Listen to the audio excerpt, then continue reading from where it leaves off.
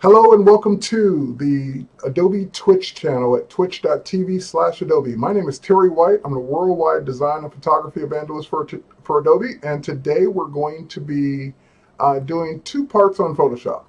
So part one will be from 10 to 11 Eastern Time, which is right now for the next hour, and I'm going to be doing an introduction, or actually not an introduction, but a how to use video inside Photoshop, or basically how to edit video inside Photoshop.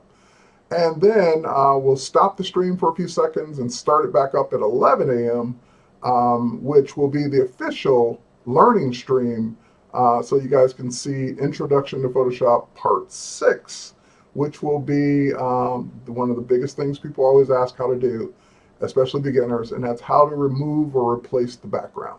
So I have lots of new examples on how we're going to do that. We might even have time to put together a poster, kind of having some fun with one of the people on my team. And we'll do all that from 11 to noon Eastern, which is in an hour. So for right now, we'll kick things off with the first hour. And by the way, if you're watching this on replay or you're watching the video on demand, note that this is a live show every Tuesday and Friday at 10 a.m. Eastern Time till noon Eastern Time. And I have different topics in the first part each week, or every Tuesday and Friday. And then we're doing an introduction to Photoshop, which is going to be 10 parts altogether. So today is part 6. And if you are watching the video on demand, this was a live show, and therefore I'm addressing people in the chat and answering their questions. So if you're saying, hey, how do I get my questions answered? The best way to do that is join me live here at twitch.tv/Adobe on Tuesdays and Fridays from 10 to noon Eastern Time. So let me look over at the chat window, which is right here, and say hello to some folks. Hey, Victoria. Hey, Star Crunch. Hey, Shaka Digi, Joseph Mars, how are you? Helmet 20, Paul Whitehead. Let's see who else is here. Winter 7 and 2012 Guru. Good morning, everyone. And if I missed your name, good morning. I'll catch you a little bit later today. We are live, Winter 7. So hopefully everything looks good. And with that said, and what is this? Kuba the Best. Hello, how are you? All right, so I could spend all day saying hi to everybody, but let's go ahead and get to the content. So I'm going to switch so you guys can see my computer screen. And with that said, let's take a look at doing video work inside Photoshop. Now, I want to set the stage here. While Photoshop can edit video, and it has been able to do this now for a few years, its primary mission is not video editing. If you want to really do sophisticated video editing, or even a lot more elaborate video editing, then I would highly recommend you check out Premiere Pro, or even Premiere Elements if you're going to be doing a lot of video editing. However, if you are a Photoshop user, you kind of know your way around Photoshop, and you have the occasional video to edit, then there's nothing stopping you from doing it in Photoshop. Now, if you ask me which one is better to edit in, hands down, Premiere Pro, because Premiere Pro is faster, it can do more, it's got more effects, it's got more controls, it's got more finesse that you can do to the video, it's got more filters and effects. It can run circles around Photoshop when it comes to video editing. But like I said, for people that are saying, well, I only maybe edit a video once every blue moon, and I really know how to use Photoshop already, then those are the candidates to use the video editing inside of Photoshop. So with that said, one thing I'm going to have you do right off the bat, if you are going to do this later or you're following along, one of the things that will set you up for success is switching to the motion workspace. So in the upper right hand corner, you have all your workspaces. And I've been keeping it on Essentials during the intro classes because that's what Photoshop defaults to. But Photoshop has also got various workflows built in to kind of turn on and turn off panels and now tools that are geared for the various workflows. So for example, when I'm doing photo retouching, even though I've created my own workspace, I started with the photography workspace so that it would give me most of the things I needed, and then I went ahead and customized it. So same thing here, since we're going to be doing video work, we want to set it to the motion workspace. So that will do a few things. It will change some of the panels. And then at the very bottom here, I'll show it to you zoomed out so you can see what happened. Let's go back to Essentials. So that's Essentials. And you can look at the panels here. They don't change a lot. But now when we go to Motion, look at the bottom as well. So it changed some of the panels on the right, and it brought up the most important part, which is the timeline panel. The timeline panel is hidden by default because if you're working on photos, you would never use it. But if you're working on video or animation, you would absolutely use it. Now, speaking of video and or animation, the timeline can do both. You can set it for to be a video timeline. You can set it to be an animation timeline. What's the difference? When you set it to be a video timeline, it assumes that you're going to be, whether you're working with stills, video, or both, it assumes that you're going to play a continuous timeline of those stills and videos playing back at whatever times they're set to. If you set it to animation, then you're going to be setting it for frame-by-frame animations. So similar to if you want to create an animated GIF, or if you wanted to create stop-motion animation, that's when you would use the animation timeline. All right, so with that said, I saw a lot of things pop up here. Let me just make sure they aren't all good mornings. Hello, hello. Smurf4638. If you are not seeing the video, I highly recommend you refresh your screen, or reload your browser, I should say. Hold on, let me put that in for this person. I assume everyone else can see since no one else is complaining.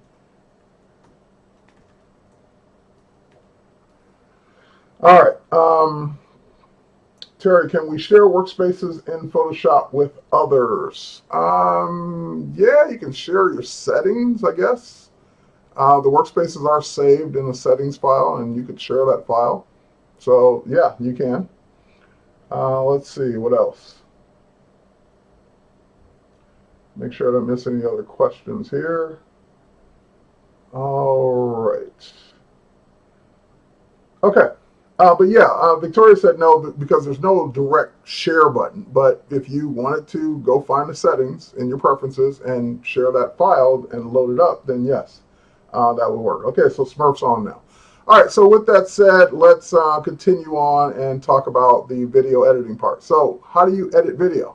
Well, first you either open a video or open a still image and convert the still image to a video timeline. So if you open up a video, well here, let me do it with a still first. Then it'll make more sense. Let me open up a still. So I'm just going to open up this still image. And right now, even though I'm in the motion workspace, Photoshop doesn't assume that this is going to be video because I just opened up a still image like I would any other still image. So now at the very bottom, since I have something open, it's saying, hey, do you want to create a video timeline? Or do you want to create an animation timeline, frame animation timeline? So if I say create a video timeline, then that's exactly what it does. It puts that still image on the timeline, and it will play that still image for, I believe, a default of 4.5 seconds. I don't know why it's 4.5 seconds and not 5, but it will play that still for basically 4.5 seconds. And if I put another image in, another layer or whatever, then I can start playing them back to back. Now, also keep in mind that the image I opened is whatever size it is, and it's portrait. So that means that my video, right now, if I don't make any other changes, would also be portrait and whatever size that is. So that's probably not the best way to begin, even if you're going to begin with stills. So let me show you another way. Let me close this. Not going to save it. So the timeline goes away with it. And if I were really going to do a video or animation with stills, and I didn't have a video, then I would at least set my initial document up to be a video size.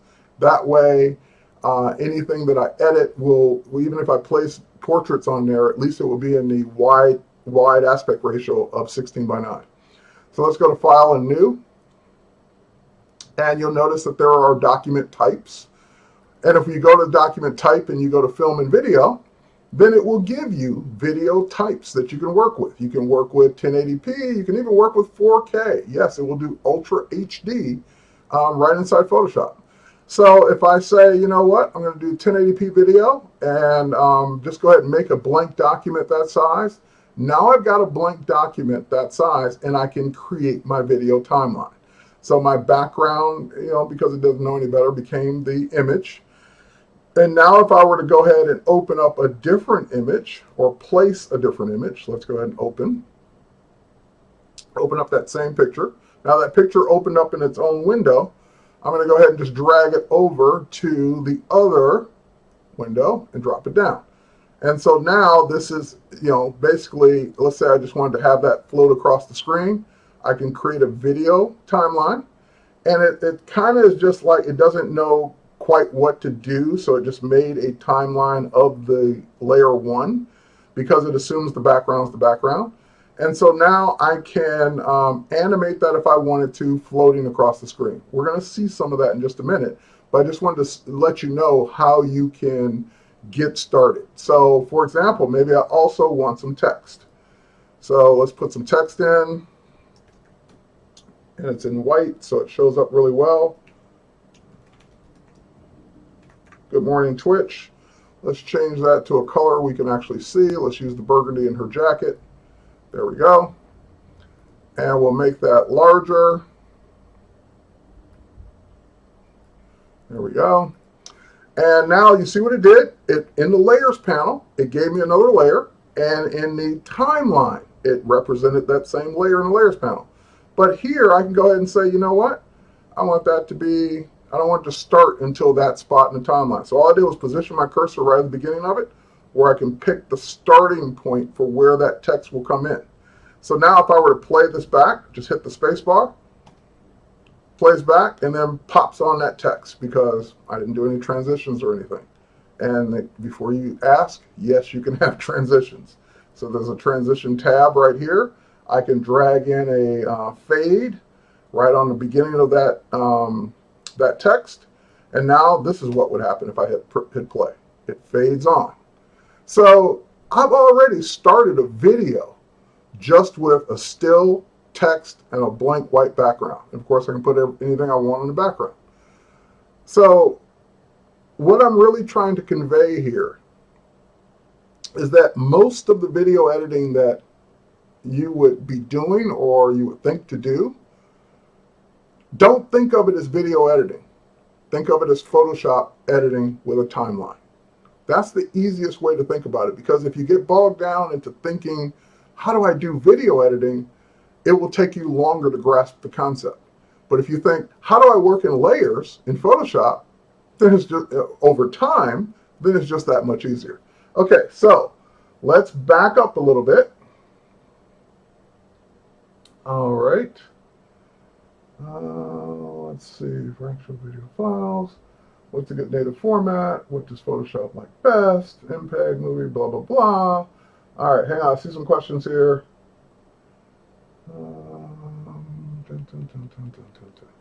Okay, so first question. What's a good video format for Photoshop to work with? Can it, is it MPEG 4? Is it .mov, .mp4, whatever, or .m4v? I would say that Photoshop will work with many different formats. I don't have the list in front of me, but if you stick to the more modern formats like H.264 or .mp4, you'll have less issues. So it doesn't mean that Photoshop can't work with other video types, and you can try whatever video type your camera produces. But if you just stick to any modern day cameras that have been produced in the last 4 or 5 years, whatever formats they're producing, you should be okay. If you go back to a camera that's older than 4 or 5 years, it may or may not work. It just depends on the format that it makes. So what I'm really trying to say is, if you're thinking about the video that you're going to bring into Photoshop, don't think about converting it. Just bring it in right out of the camera, and Photoshop should be okay with it. That's not a guarantee. Some cameras put out weird formats. but I would say most modern day cameras and smartphones will put out a format that Photoshop will work with.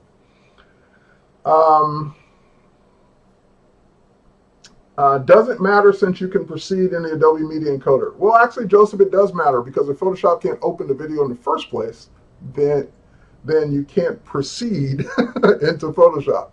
Now, if you meant process, that's a different story. Media Encoder, which can process a lot of formats into another format to start or convert the video that Photoshop can't open, then you're good to go. So it just really it just really depends on what you meant by that.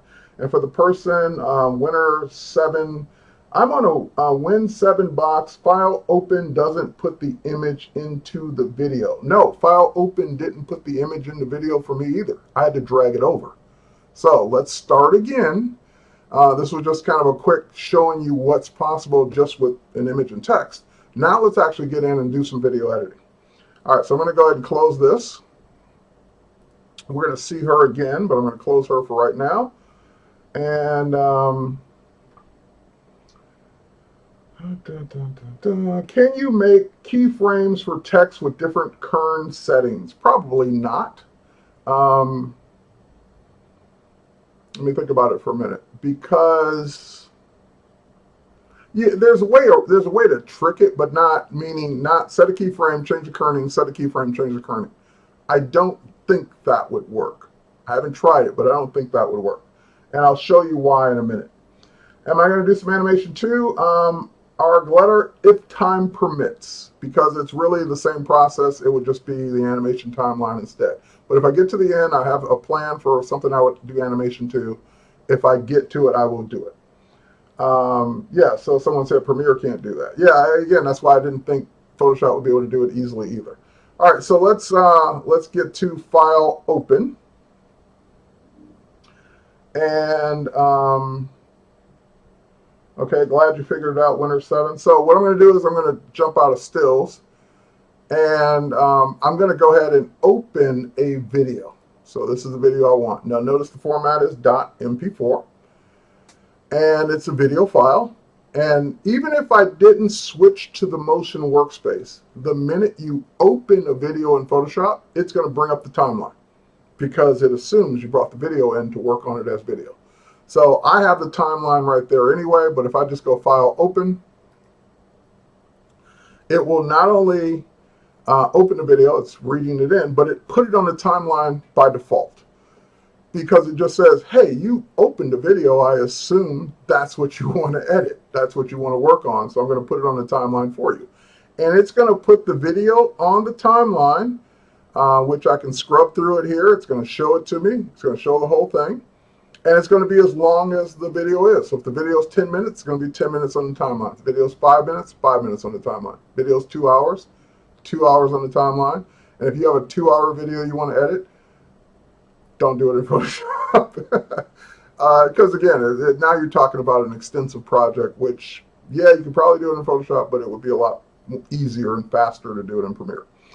Okay, so I've got this video here. Now what else can I do? Well, obviously, if I hit play, spacebar, the video plays, and it gets to the end, and it stops. What do I want to do? So now you start asking yourself the questions of, I have this device that can capture video. And if you bought a mobile device or a device, any kind of picture-taking device in the last 7 years, chances are it can shoot video. So even your toaster can probably shoot video at this point. So everything can shoot video. And since everything you have can shoot video, why not take advantage of making that video better before you post it on social media? A lot of times we shoot a video and we upload it to YouTube or Instagram or whatever, Facebook, and share it as is. And that's okay, but it's the same process of thinking that you don't, if as a pro photographer, you wouldn't take a picture out of or shoot a picture with your still camera and just upload it immediately with no work whatsoever. And some do, but most of us don't. So think of it the same way. Can I upload the video directly as is with no editing? Sure. But can I make it better if I do a little bit of editing? Absolutely. And maybe the editing is nothing more than trimming it. Maybe it's cutting out pieces of it that you don't need. Maybe it's adding a title. Maybe it's adding your logo. Maybe it's adding an effect. Whatever it is, that's still editing, even though you may not be actually changing the video itself. Okay, next, let's go ahead and let's bring in a still image at this point. So I have a still image that I want to use for the opening. So I'm just going to go ahead and open. And it's this logo. It's a JPEG. So I'm going to go ahead and open it up. And there's my image. Now keep in mind, every time I open something, it opens it in a new window. So I showed you this before. I can grab the move tool, copy and paste it if you have a problem drag and dropping, but I can drag and drop it over, or I can copy and paste it over. But do I always have to do it that way? Do I always have to open it up and then put it into the video? And the answer is no. I'm going to show you another way after we do it this way. So the person that was having a problem with drag and drop, let's go ahead and drag and drop over to that tab where the bracelet comes open. And if it's not working, it's probably because you're letting go right now. What you need to do before you let go is drag it into this window, anywhere in this window, and then let go. And that tells it that you want to add that still as a layer. Now look at where it added it. It by default will add it to the end. And it dropped it wherever I let go. So there it is. So it's doing a sequential edit. First thing you put on the timeline was the video. Second thing you brought in was the still. And I'm just laying them out one by one for you, like you want it. However, also look at what's going on in the layers panel. When I brought the video in, it made this video group. It put the video in as layer 1, so I can go ahead and rename this, by the way, bracelet video. And then it put the logo, we'll call it logo for now, as a layer right on top of it. So it's doing its Photoshop kind of stuff. If you drag an image on top of another image in Photoshop, it puts it on top as a layer. So it's not doing anything weird or different there. But in the timeline, it doesn't know that you want them stacked or which one you want first. So it's just doing it in the order you drop them in. Now, I need more room in my timeline to be able to see what I'm doing. So I can shrink my timeline by dragging this little slider down at the very bottom here. This little slider here. That lets me shrink my view of my timeline or make it bigger. And I can now drag and drop and put that right in front. So now the logo is the first thing to happen. So if I go back, play the logo plays for its default 4 seconds, or 4.5 seconds, and then it plays the video. Well, I don't need the logo for 4.5 seconds. So now we're, again, getting to the frame of mind of editing. Maybe I only need the video to be on there for 3 seconds. So look at what I'm doing. I'm positioning my cursor at the end or beginning, at this case, the end of that still, and I'm dragging it left. And it's showing me what the duration will be. So if I want this to be 3 seconds, I can drag it down until I get to 3 seconds. Now that will be 3 seconds. And unlike Premiere, it's always thinking user friendliness. So it filled in the gap by bringing the video back in timeline. It kind of did what we would call a ripple delete. So in this case, it made it 3 seconds, and now that still will play for 3 seconds, and then the video will play. But if we go back to the beginning, it's going to start with that video, that still on screen, just like that. Well, obviously, most videos that we watch, most professional videos we watch, fade from black. They don't start with an image. And that's where the transitions come in. So if I click the transition button, which is right here in the timeline, there's a transition button. It will show me all the various transitions. You can just fade with black, fade with white, or crossfade between 2 clips, or fade with a particular color. And you can even pick the duration of your fade. So I'm going to just say fade because it's already black. And I'll just drag that right on top of the logo. So now the logo fades. Actually, you know what? Let me undo that. Let me undo it. And let me go ahead and tell it to fade with black. There we go. Because otherwise it will create that transparency because nothing's there. So I'm telling it to fade with black. So even though it's a black frame background, I still want it to fade with nothing on screen being black. So now we'll just go ahead and hit play. Fades up in 1 second, plays for 2 more seconds, and then starts playing the video. All right, let me pause for questions real quick.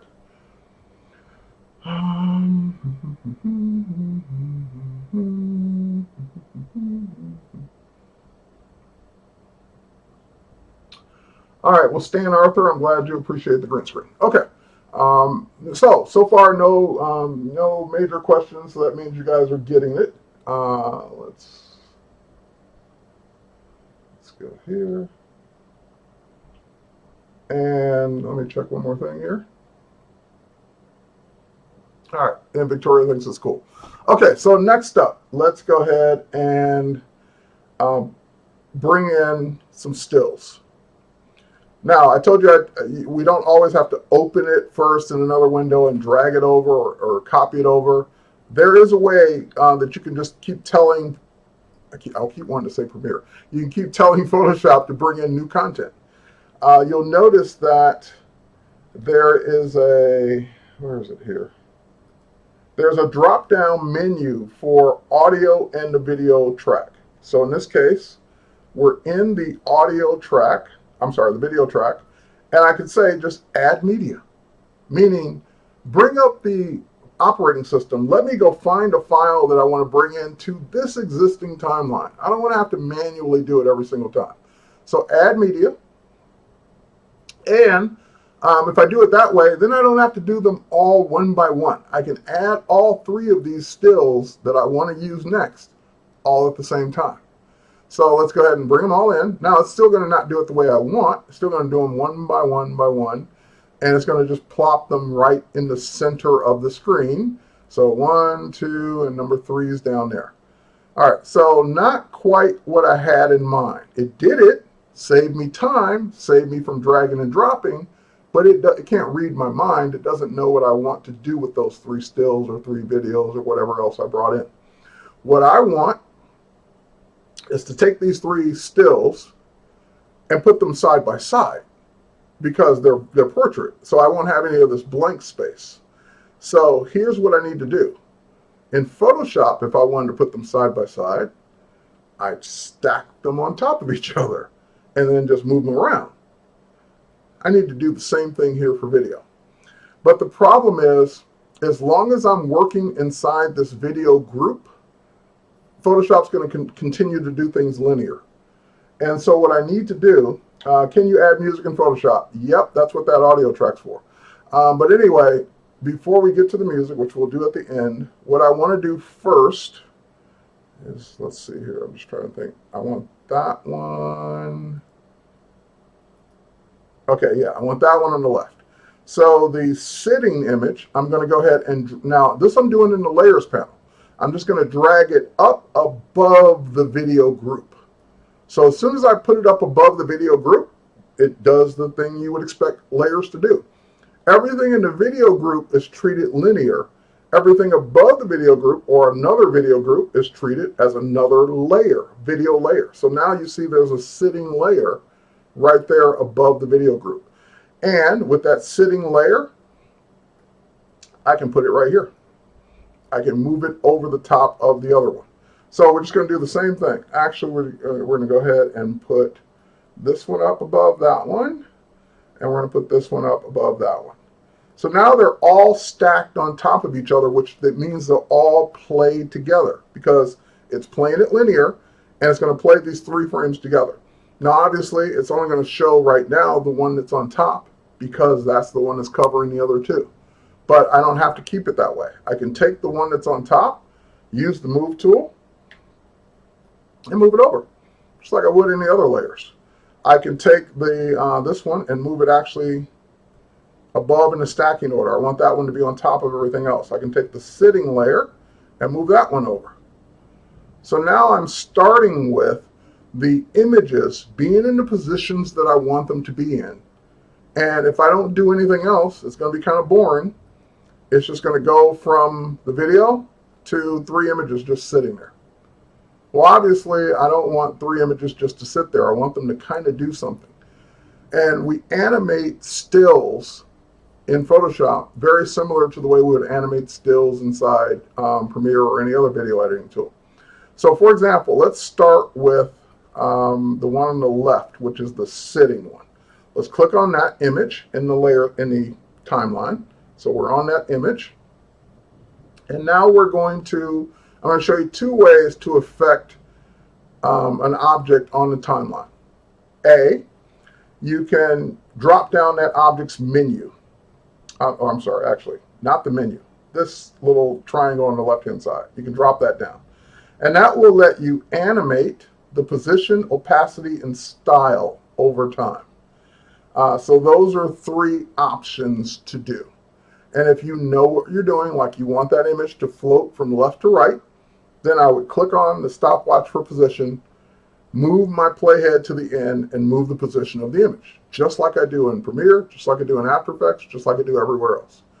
So if I wanted to change the opacity, I would start with clicking the stopwatch, lower the opacity, move the playhead, bring up the opacity, and it would animate the opacity over time.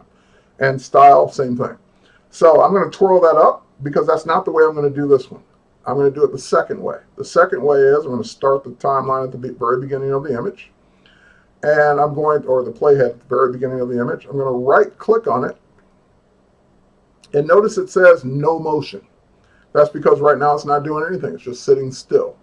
I'm going to change it to, I can do pan and zoom or just zoom. I want to do zoom.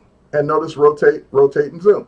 So these are additional motion controls that are automated that aren't in that menu, the drop-down menu for the actual, these are the secret ones that aren't in the drop-down menu for each individual element. So I'm going to say I want to do zoom. And when I go to zoom, here's an important thing to do or not do. Uncheck the resize to fit canvas. Because if you don't uncheck that, it's going to say, oh, I'm going to scale this photo up to the full size of your video. And that's, in this case, I don't want that. I don't want it because it's a portrait image. I don't want it to fill up the whole screen. So uncheck that box if you don't want that to happen. Now you have a choice of zoom in or zoom out. So I'm going to do zoom in. And that's pretty much it. So now if we don't do anything else, oh, by the way, let me right click. Yeah. Okay, good. And I were to twirl this down now. Notice there's a new transform option. Hang on, oops, didn't mean to do that. Sorry about that. Hold on. There's a new transform option that it put there for me for the zoom. So now if I were to just play this, that image is zooming all by itself. I didn't have to think about it. I don't have to do anything else. That image is zooming. Now, I want the same thing to happen, but in reverse order for the middle image, which is this one on top. So what I'm going to do for the middle image, first, I'm going to manually zoom it up because I want it to zoom down. So I'm going to zoom it up a little bit. Free transform, Command T, and I hold down my Option key or Alt key as I grab one of the corners to zoom it up a little bit. Now this one will be a little trickier because Photoshop again doesn't know what I want. I'm trying to guess that I want it to zoom from there down to its finished size, but it may not get the finished size right, so I may have to adjust it. So from here, I'm going to lock it in. And then from here, I'm going to right click and I'm going to say the same thing. This time I want to do a zoom. And I want to not resize to the canvas. And I want to zoom out. Zoom out, right? We zoomed in on another one, right? Zoom out, I think. Yes, zoom out. Okay, so now if I don't do anything, I can test it. And yeah, that one's zooming out, but let's see where it stops. See, it stopped a little short at the top. There's a little bit of gap at the top because, again, it just doesn't know what I want. So while I'm at this ending keyframe, I'm just going to free transform that layer and just size it up just a little. There we go, right there. All right, so now let's see what that looks like.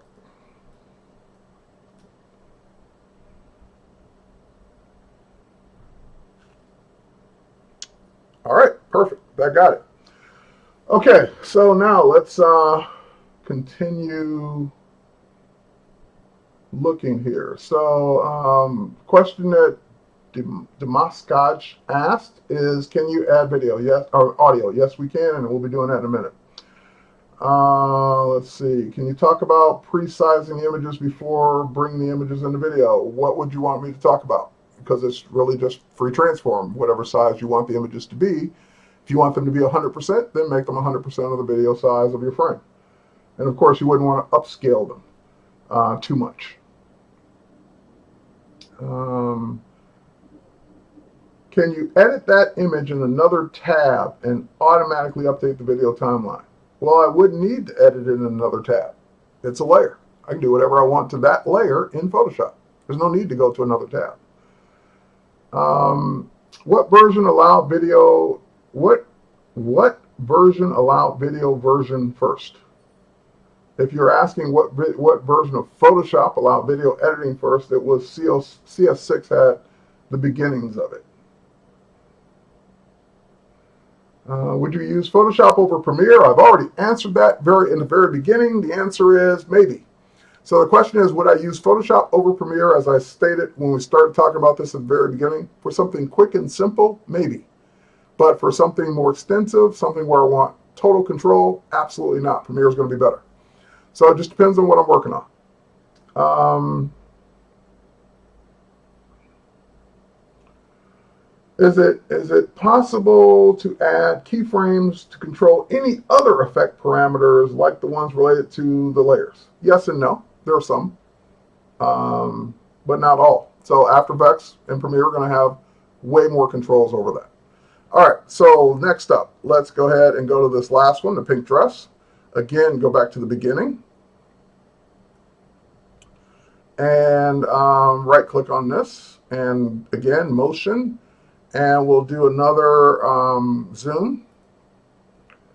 And we will zoom in, just like the other, so just like the one on the left. And don't resize the canvas.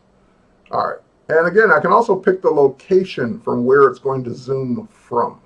So I can say in this case, since she's more to the left of the frame, zoom to the left of the frame, or zoom from the left of the frame. All right, so zoom in, and now we got all three set. Let's go ahead and do that. So see how it's moving her as it's zooming? Because I told it to do it from the left-hand side of that canvas. All right. So far, so good. Let's go ahead now and bring in another video and talk about effects. All right.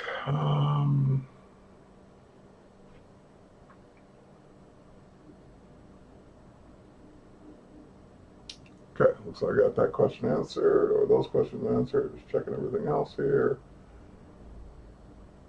Bear with me for a sec. All right.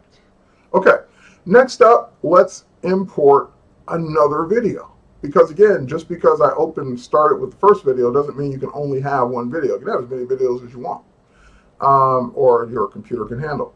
The other thing I want to point out, whereas in Premiere I have control over the playback quality, meaning the quality of this video will be the full quality of this video once it's rendered.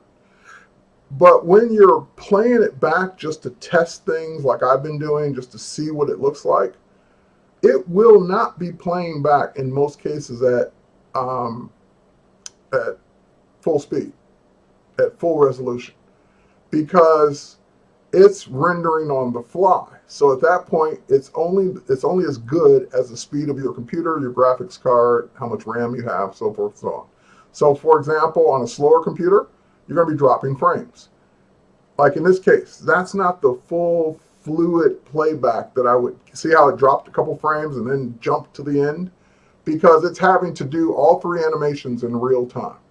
And Premiere is way better at doing the real time. As a matter of fact, you can even see it here while it built that temporary preview.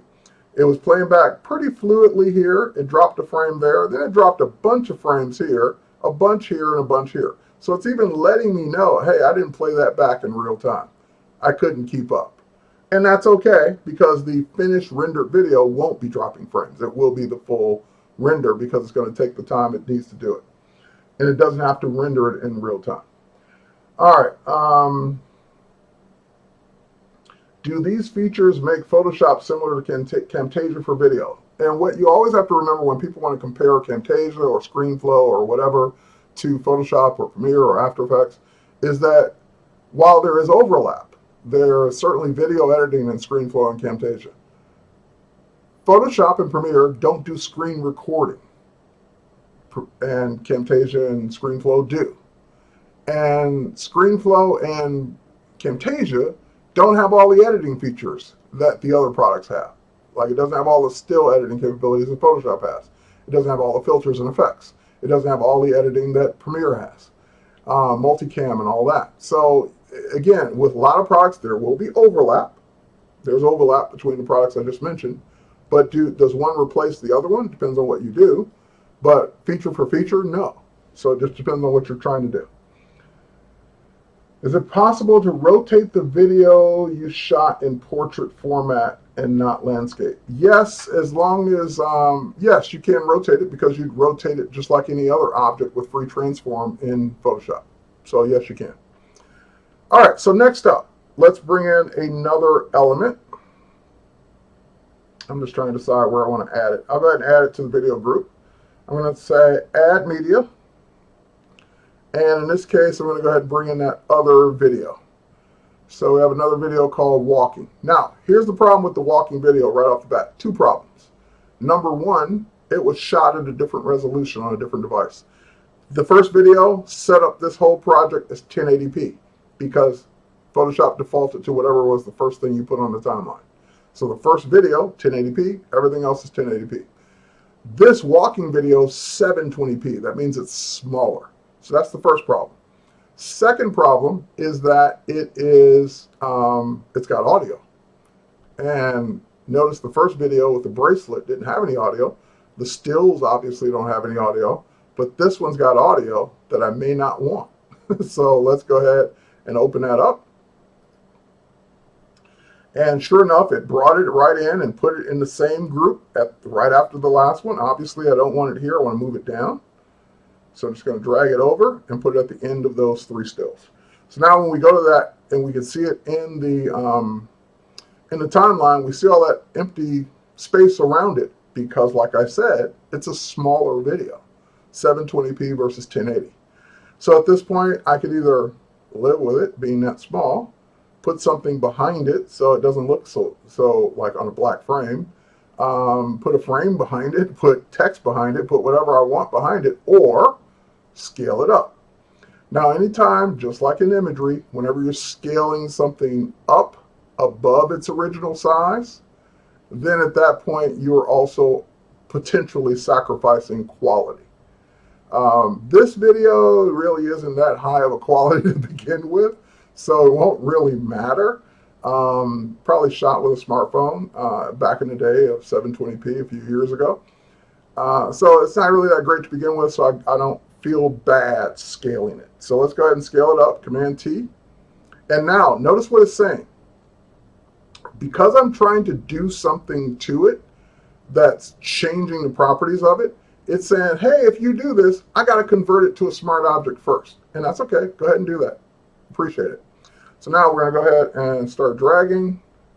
And Photoshop has always had this weird bug when I resize this particular video. It just does it off frame for some reason. I'm going to go ahead and put it where I want it to be. Okay. All right. So now, oh, yep. Lock it in.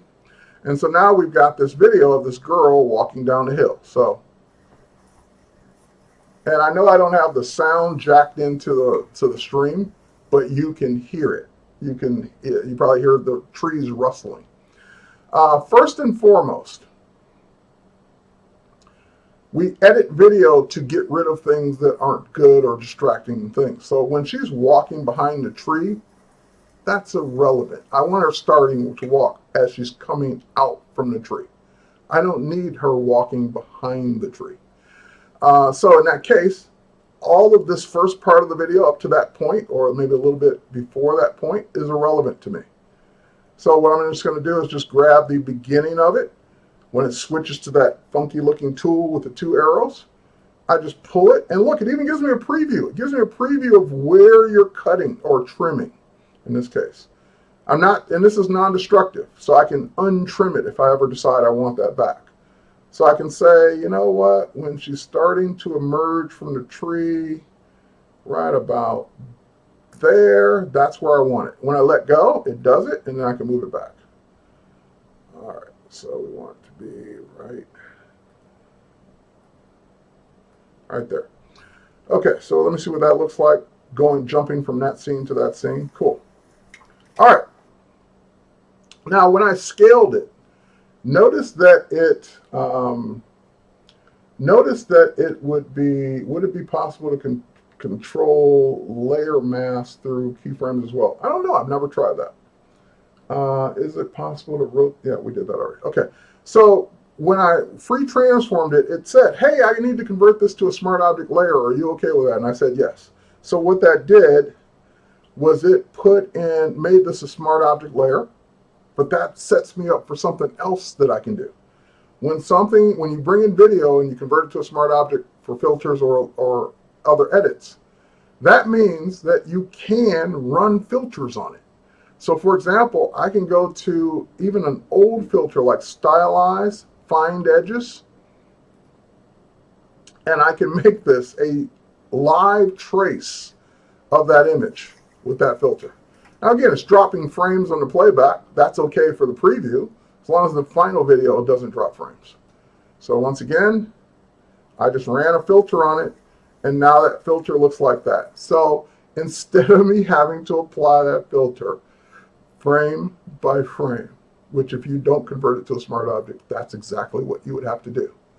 I basically turned the smart object container into Find Edges so that it would convert that into the Find Edges filter as I went along.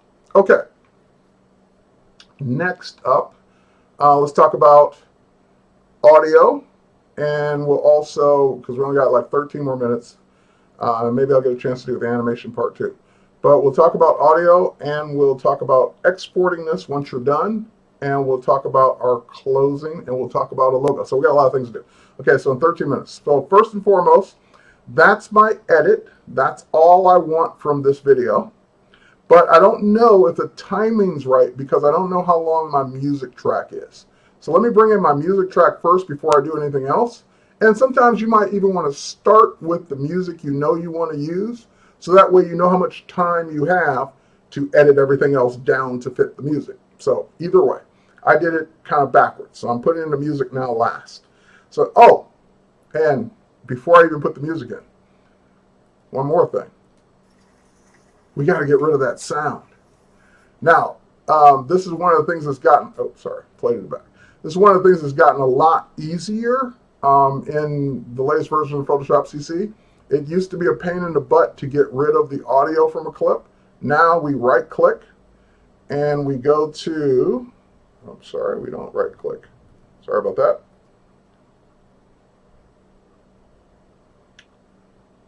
Oh, there we go. Hold on.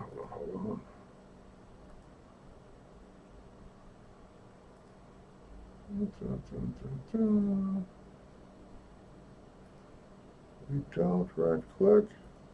Now, it's one of those things, I just did this the other day, and I was like, oh, there it is. And now I'm not seeing, oh, I know why, never mind. Because I made it a smart object. So let me double click on it. There we go. So I double clicked on it to get to the actual video, because just like with any smart object, you double click on the smart object to edit the contents. So now when I right click, I can say for the audio, mute audio. And again, that's way easier than it used to be. So now that I've muted the audio, we'll close the original, save the change to it, come back here, and now it should no longer have that sound as she's walking. And it doesn't. Okay, so that worked. So next up, we'll go ahead and import. Can you create a picture slideshow in Photoshop CC? Absolutely. So next we'll go ahead and add you'll just do everything we're doing without videos, and it would be a picture slideshow. So next thing we'll do is we'll go ahead and bring in a new audio track. Actually, no, we don't want to bring in a new audio track. We want to add audio. So when we say add audio, here's some music in AAC format. It could be MP3. It could be most music formats that we use today. And now, good, I get to see how much room I've got. I've got plenty of room. That sound is really long, so that works out perfectly. Okay, so let's go ahead and zoom this down a little bit. Oh, great. So I was worried that the song wouldn't be long enough, and that's not a concern. So now let's play it back.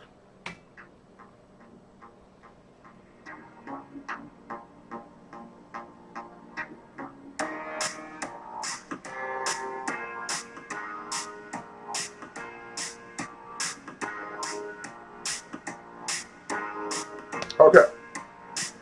Again, I'm not worried about the drop frames, not worried about this not playing back in real time. I just know that for all of this processing, my computer's not keeping up. No problem, because the rendered video will be okay.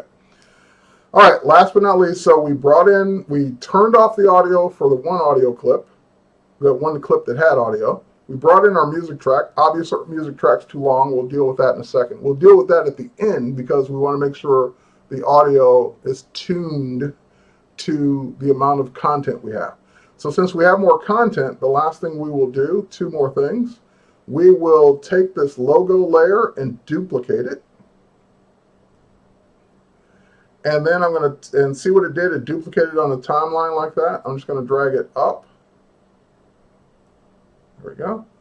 And I'm just going to go ahead. And I love how it's shifting everything back and forth as needed.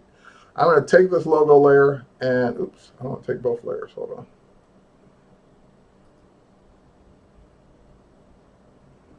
All right, not sure why that was moving separately. Take the logo layer. There we go. Now I'll move that at the end. All right, at the end. Sorry. Let's do it up here. We don't have to put it in that group. We'll just put it right here.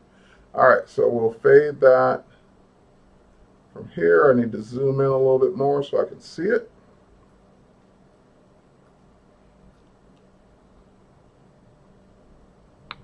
And now keep in mind that that one had a transition because I duplicated it from the beginning. So I'm just going to go ahead and click on the transition. Notice I can click on the transition separate from the clip and just, should be able to delete it. Oh, trash it. Okay. So trash that transition because I don't need a transition at the beginning of that. I obviously need the transition at the end. So we'll go ahead and say fade with black again, and we'll fade it out at the end of the clip. So we played our, and of course we can shorten the clip. We don't need to take up 4 seconds just like we did before. Actually, no, that one was already shortened. It was 3 seconds. So we'll go ahead and play it back now. Okay, now the problem is our audio continues. So we don't need our audio going on for another 2 minutes with no video. So we can either A, cut our audio, or B, just grab the end of it and pull it in and trim it. It's up to you. Both will work just fine. So for example, if you wanted to trim it, you'll go to the end of it, and just like you do with a video or still, just pull it in and say, hey, I don't need it to go that far. Now I can zoom in and see exactly where it's going to stop. I don't want to stop it right at the end of the, I don't want it to stop abruptly. And right now it will stop abruptly, but let's hear it. Okay, so I want the audio to kind of fade out as well. So if I go to transitions, I haven't tried one of these yet, but let's try it on here. Yeah, I didn't think that would work. Okay, so let's see, we can fade out. Okay, so just right click on it and just say fade out. For however long you wanted to fade out. Maybe close to 2 seconds, and we're also going to fade it in about a half a second. You could type those measurements in and be exact, but I'm just going to go ahead and fade it in that way. Okay, so now let's hear it. Okay. Not bad. I can fade it a little bit longer, tweak it, but not bad.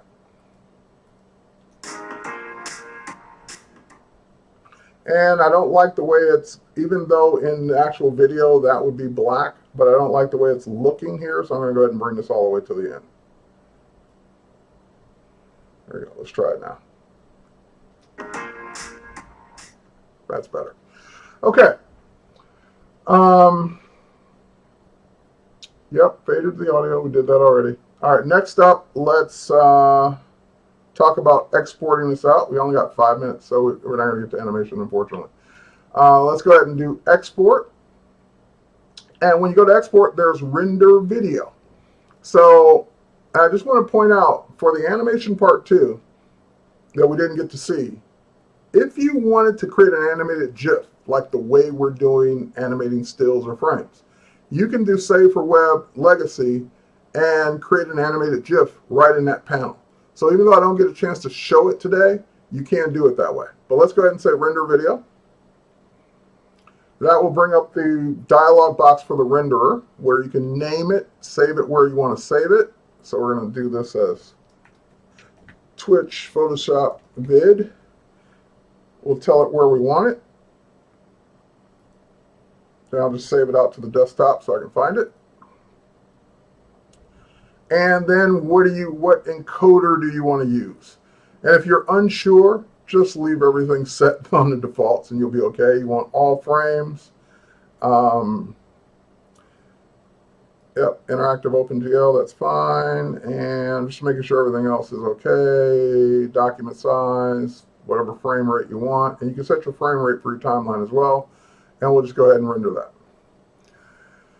Now, the rendering does take place in the Adobe Media Encoder. So the Media Encoder is doing this kind of behind the scenes, but that's what's actually doing the render. It doesn't queue it up, apparently, like it does in Premiere, but it does render it. All right. And in 3 more minutes, we're going to switch gears, switch over to the Creative Cloud Learning stream where I will be doing Intro to Photoshop Part 6, swapping backgrounds, compositing, all the things that switching heads, all the things that people always ask me how to do. So we're going to have some fun with that one.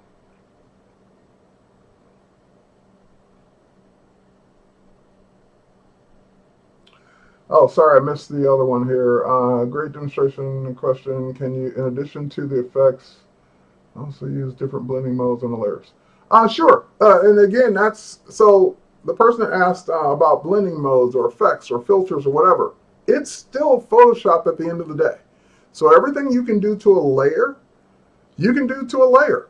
You can add a blending mode, you can add adjustment layers, you can add whatever you want, and it will be representative in your video. The only thing that it may not do for every single thing you can do in Photoshop is allow you to animate it or keyframe it over time. That's where you might not be able to do every single thing. But as far as any filter, any effect, any transit, any kind of thing you would normally do to a layer, text, so forth and so on, you can still do all of those things. You're just doing it, and the end result's going to be video. So absolutely.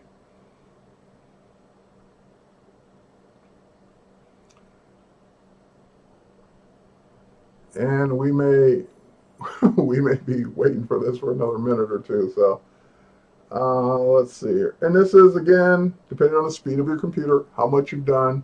And this is for the folks when I said, you know, yeah, you can bring in a 5-minute video, 10-minute video, edit it to whatever you want. But if you want to bring in a 2-hour video, this is why you wouldn't want to do it in Photoshop, because it's just slower than doing it in Premiere. What Photoshop, while it can do video and it does a nice job, easy. If you already know how to use Photoshop, even better. It's not its primary mission. So therefore, it doesn't have all the speed and optimization that Premiere has had over the last 10, 15 years for making Premiere video editing that much faster. So even the exporting of this video happening in real time versus throwing it off to the media encoder, those are the kinds of things that, and I might be able to toss it to the media encoder. I'm going to go back and look at one more thing. Okay, finished. Of course, finishing. There we go. So now let's go back and take a look at the actual video. Let's go to my desktop. And we'll go to desktop here. And there it is. Let's open it up.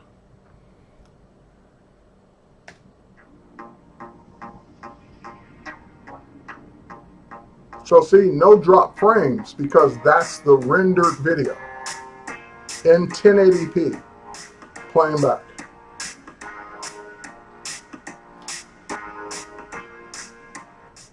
All right, and that's it. Right on time, right on cue. All right, so if you're just joining us, I'm going to stop the stream so we can reset everything for like literally 10-15 seconds, and we'll be right back with you. And if you're watching the video on demand, we're about to switch to part 2. Thanks for watching. So guys, hang out in the stream. You don't have to go any further. I'll be right back.